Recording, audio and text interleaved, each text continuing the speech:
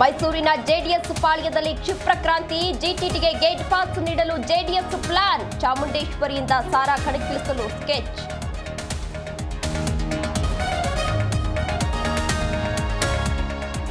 ಸಿದ್ದರಾಮಯ್ಯ ಸರ್ಕಾರ ನಿದ್ದೆ ಸರ್ಕಾರ. ಅಬಕಾರಿ ಇಲಾಖೆ ಭ್ರಷ್ಟಾಚಾರಕ್ಕೆ ಸಿಎಂ ಕಾರಣ.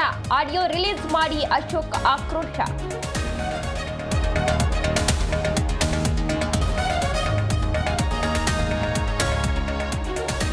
ರೆಡ್ಡಿ ನಿವಾಸಕ್ಕೆ ಕಾಂಗ್ರೆಸ್ ಮುತ್ತಿಗೆ ಯತ್ನ. ಮನೋಹರ್ ನೇತೃತ್ವದಲ್ಲಿ ಪ್ರೊಟೆಸ್ಟ್. ಕಾಂಗ್ರೆಸ್ ಮುಖಂಡರನ್ನ ವಶಕ್ಕೆ ಪಡೆದ ಖಾಕಿ.